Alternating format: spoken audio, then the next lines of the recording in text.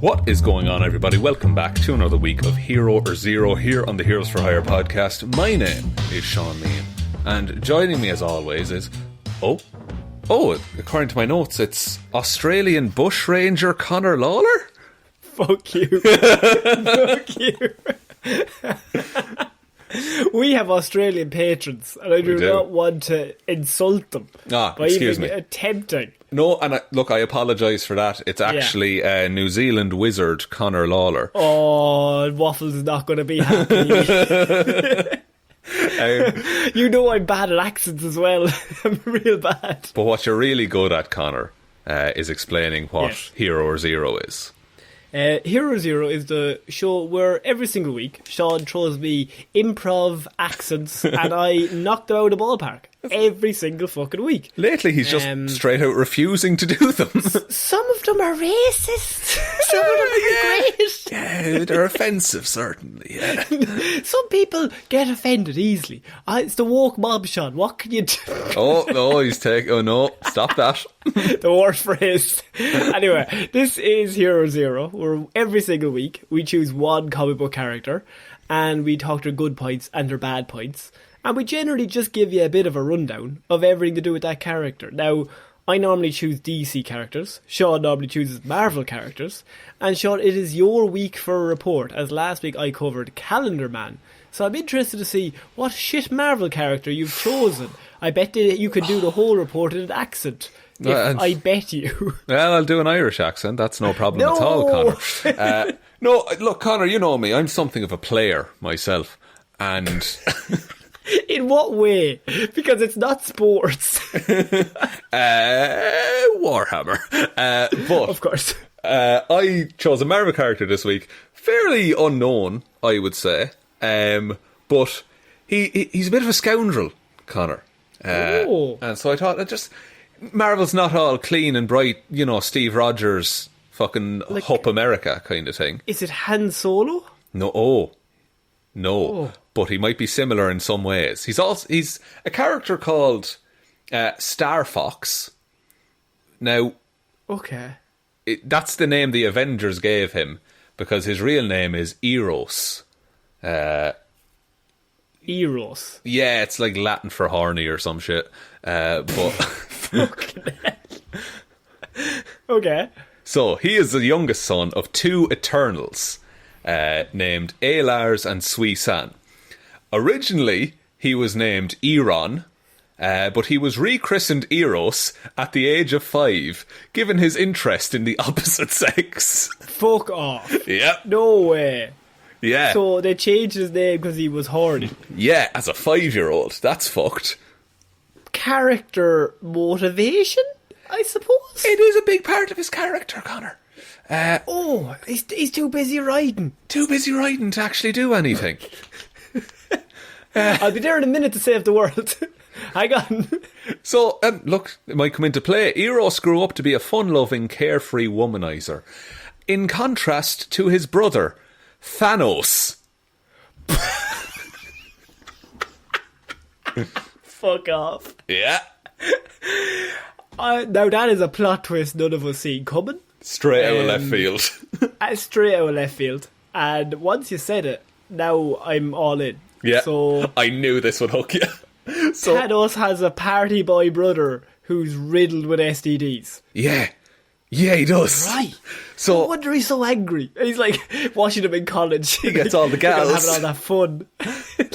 But this is the thing, I've said before, THanos is a deviant. So descended from...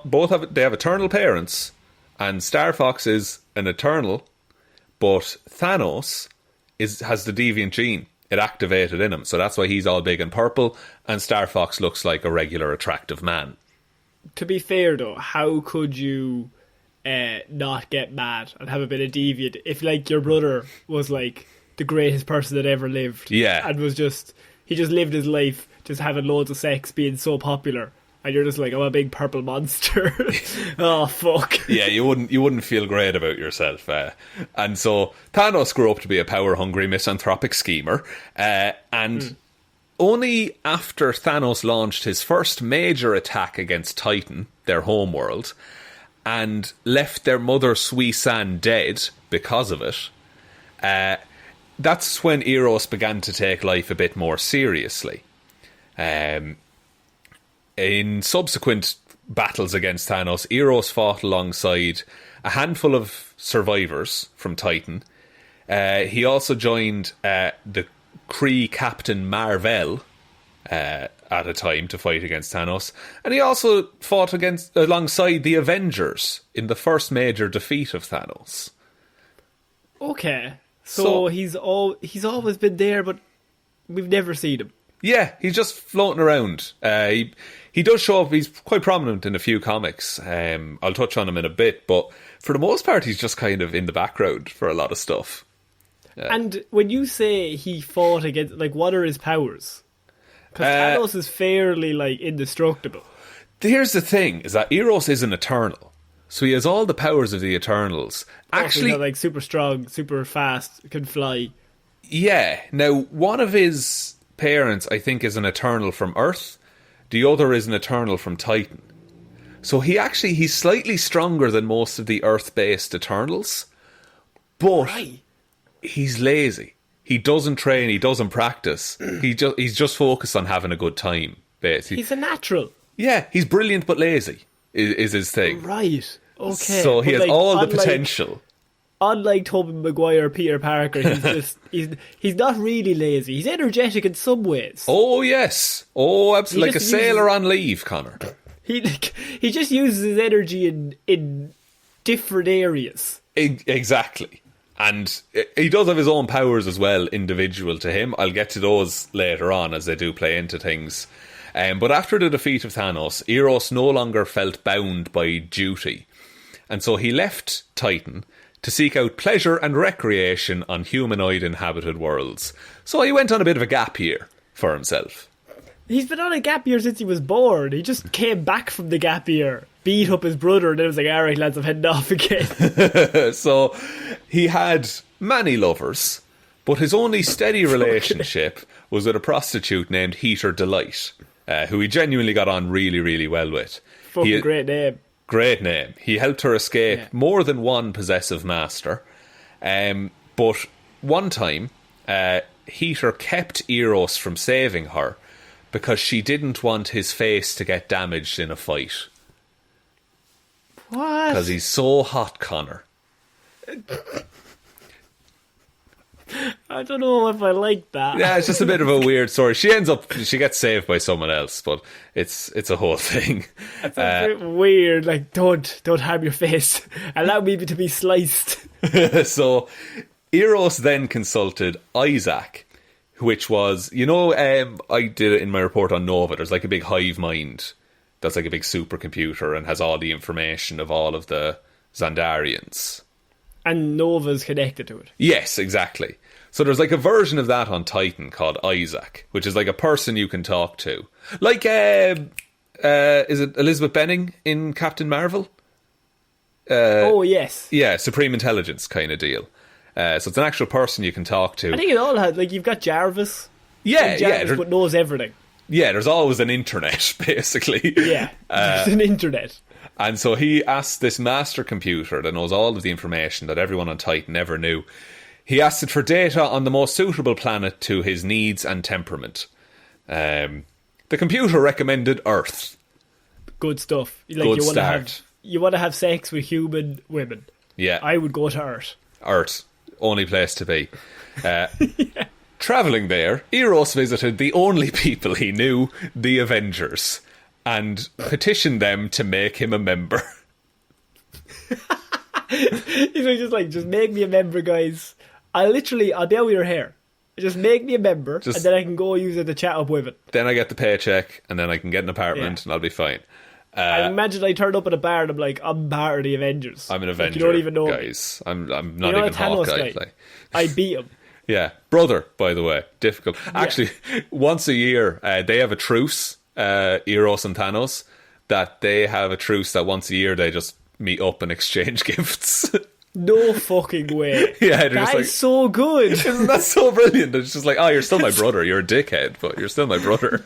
Oh, go on, yeah. Tell me about your last few dates. What did they get on? Anyone on the horizon? Anyone interested that you've been seeing lately? You're still into Mistress Death, are you? Are you? Still hell-bent on world domination, I see. So, look, when he got hurt, the Avengers admitted him into their training program, but gave him the name Starfox, since they felt that Eros was an inappropriate code name. And he served the Avengers faithfully for several months. Starfox is a shit name. Like, it's one of the best N64 titles, I'll have you know. Yeah, but as a name for a suit, like, you've got Star-Lord, and then you've got Starfox. Yeah. I mean... But he's look, it's not a great name, I'll be honest. Like, even, like, say, if you go DC, Starfire. That's a cool name. Like, great name. Everyone's like, Fire, that's cool. But Starfox, it's kind of... Unless you give him, like, Star Pepe Le Pew. It's just the horniest cartoon character you could imagine in the moment. Star Quagmire. Oh, very good. Once then, one other story, while they were rescuing Captain Marvel, Starfox learned that her abductor, the space pirate known as Nebula, was allegedly Thanos' granddaughter, and so his grandniece.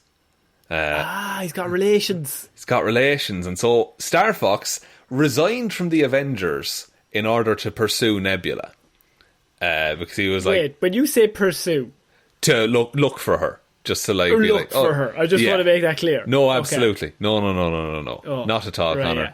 Get your mind out of the gutter. Now, he's having sex the whole way there and the whole way back, but once he gets there... It's all business. Absolutely. Okay. Aside from the aforementioned business on the way there. Of course. Which I believe we should have pronounced as bidness. I got a bit of business. So he spent many months looking for Nebula, and then later after that he was summoned to the side of Thanos, who at the time had assembled the Infinity Gems to form the Infinity Gauntlet. What's your secret? Will you talk to her for me? Just honestly, no. I'm about to send her a few notes. She keeps looking over. Is she looking at me? I don't know. So Thanos summoned Eros there. He also summoned Nebula in order to make a joke and be like, oh look, it's a family reunion. He then turned Nebula into a weird fucked up mindless zombie. It's a whole thing in that comic. Yeah.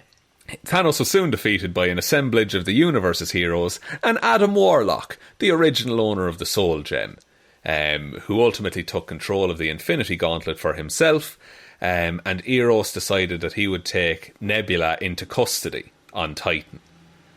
So that's where that ends up in the comics, that whole Infinity Gauntlet saga. So he becomes like Nebula's... Although, how old is Nebula? Like, I don't know... Like, she looks 25, but it's space years, so she could be 400. Like, yeah, you don't know. Okay, yeah. Right. But like, he becomes her guardian, but like, she doesn't need a guardian, but he's just going to look after her. Exactly. And then Starfox was put on trial for sexual assault. Okay, right. Look, now here's the thing, Shaun. Yeah, we all see it coming. Yeah, it's. I mean, you can't. There's no way you can go around for your whole life doing that. And get away with it. And not one person has something to say. Yeah, exactly. Especially when you realise his power set, Connor. Because... I was just thinking that man is super powerful. Yeah, and he's not just like a charming Irishman. What he has is...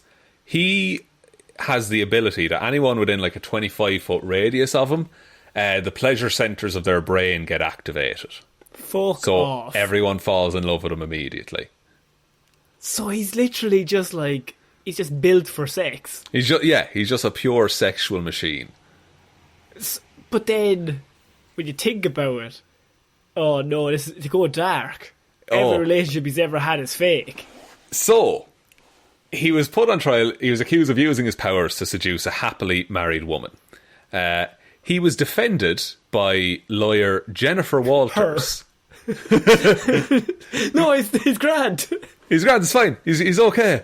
He was defended by Jennifer Walters, aka She-Hulk. And the law firm which employed her was contracted by Starfox's father to defend his son from the allegations. Makes sense. Yeah, and so in the course of the trial, Jennifer Walters came to suspect that Starfox had used his powers on her during their time in the Avengers, resulting in a brief sexual interaction, Connor. So she's realised she has been... Hang on, are she we begins to suspect. He's like drugging all these women. Like, in a way. That's the implication. That is the implication, and that's what he's on trial for. How is Thanos ending the universe and this guy's worse? Thanos, when you think about it, is all about monogamy at this point.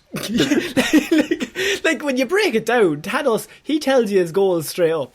He's like, look, I want world domination. I'm not changing. I'm going to go kill people for that. This guy's, he's worse. He's like, oh, I'm a good guy. I'm a nice guy. He's a classic nice guy, Connor. But look, the trial isn't over yet. So after She-Hulk realised this... He's date raped his own lawyer, so it's not going to go well. Well, Jennifer Walters, actually, before she confronts him, Starfox was banned from the courtroom because it was determined that he was using his abilities to influence the witnesses. Which, I mean, that would make sense. Yeah. So when Jennifer Walters confronted Starfox with her suspicions via a closed-circuit video link, he evaded her questions and then cut the video feed. I'm going through a tunnel. I'm going to go through a tunnel. He's crinkling foil into the camera. Like on video. Yeah. So Walters angrily charged out of the courtroom, transformed into She-Hulk, and caught Starfox as he was attempting to escape from Earth. She dealt him a savage beating, giving him no chance to defend his actions, knocked him unconscious and duct-taped his mouth shut to ensure that he could not use his abilities to elude punishment. So he can only use it when he talks? Pretty much, yeah. He can do other things, but like the main, I suppose, seduction of it comes from like him talking to you. Fucking hell. Yeah. This guy's the worst. And so... also, She-Hulk kicks him in the balls at this point. That is 100% necessary. Yeah. Keep kicking him in the balls. And so while he's tied up and duct taped, his daddy teleports him away to the planet Titan. I mean, in the end, it is like Thanos' dad as well, so it's kind of like, yeah. Yeah, it's not a great family, I'll be honest. They strike me as like, in all series, like the rich family, like he got in on a scholarship. He's like, Daddy like showed he's the up. golden He's like, what boy. are you doing? What are you doing with my boy? My boy is perfect. He's the star quarterback. My boy can do no wrong. So his dad then staged a trial on Titan in the hopes of clearing his son's name. And then, and this is fucking batshit, Connor, the Living Tribunal shows up because it's interested in the equity of the process. And who's the Living Tribunal again, Shaun? Oh, it's the judge of all things in the Marvel universe. Cosmic being older than time itself. Yeah. Marvel's weird. It has a cosmic being. And so what the Living Tribunal does is like, hey, we need a prosecuting attorney. I'm bringing She-Hulk here. Oh, she's now on the other side. Yes. And so Jennifer Walters, in an attempt to get to the bottom of things, agreed to a mind probe of both Starfox and herself by the Living Tribunal. She discovered that Starfox did not use his abilities to influence her decision to have sex with him. Okay. But that he was deliberately responsible for her sudden infatuation with and marriage to John Jamieson, who is J. Jonah Jameson's son, the astronaut, also known as the Wolfman. Werewolf Man. Exactly. An enraged She-Hulk once more lashed out at Starfox for toying with her life, bringing the legal proceedings to a halt.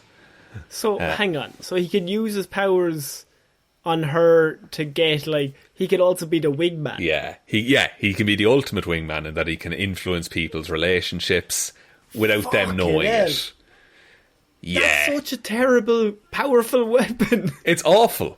And then Thanos appears at the trial. he's like, lads, I've done some shit, but Look, this guy, let him try it on me and see what happens.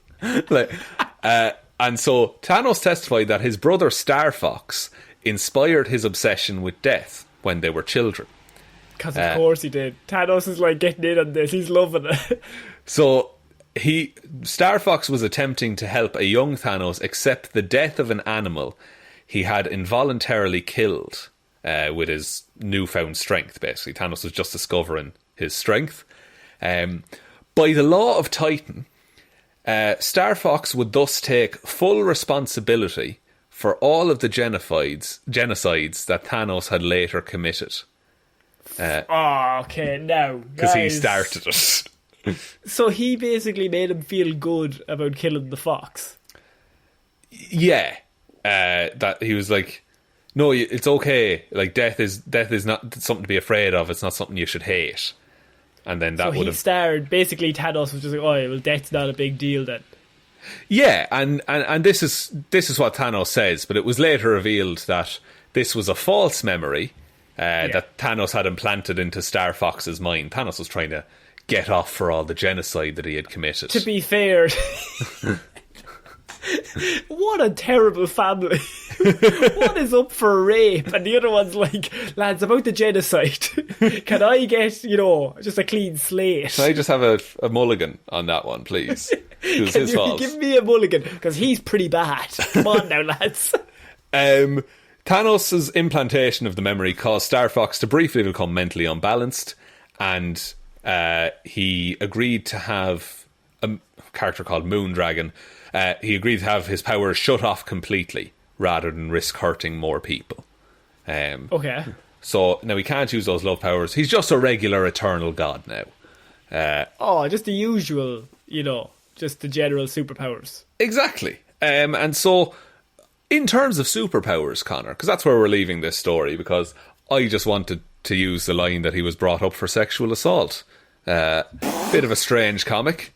Bit of a strange character, I'll be honest. What a strange character. Why would they write themselves into that corner and then be like, now look, we've created a character that rapes people. But it's not clear. He's certainly not great. He's not a good dude. But it's not authentic.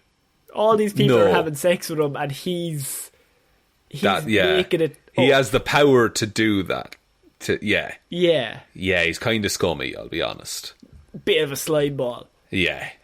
So he possesses various superhuman attributes derived from his eternal physiology. They can manipulate cosmic energies for a number of purposes. And it takes centuries of disciplined training to manipulate these energies to their maximum potential. But he doesn't, basically. He doesn't train, he doesn't practice. He just gets a basic knowledge and is like, this'll do me. I just want to shag. And then... But as I said, he is the son of a cosmic-powered Earth Eternal and Róisín, who is a Titanian Eternal. So he is a hybrid of both Eternals.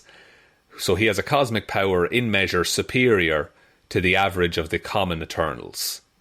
Who are in the new movie. He's more powerful than them. He's not more powerful than them, basically, but lazy. So he has higher than average intellect and has received academic training. He's a quick learner, but again, he just learns enough that he needs and then he stops. He has superhuman strength, speed, stamina, durability, the usual ones. Psionics, so he can control cosmic energy in the cells of his body. If he practiced, he would become completely indestructible because he would control every molecule in his body. But again, he just fucking doesn't. And with the original powers, he literally could have just done anything he wanted. Yeah. In terms of take over the world. Absolutely. Like, he could have fought off like Icarus and Athena and all of these people. But doesn't. But like, even with the power of making people like fall for him, like, he could just do that the whole way up and become president. Oh, yeah. Sorry, yeah. Like, he could just, like, politically achieve all of his goals. Politically, he could just take over the world. And, like, he can teleport. But again, he has learned this skill, but he cannot use it properly. So he has a special bracelet that allows him to teleport. immortality, regeneration factor. He can control gravity around him, so he can fly.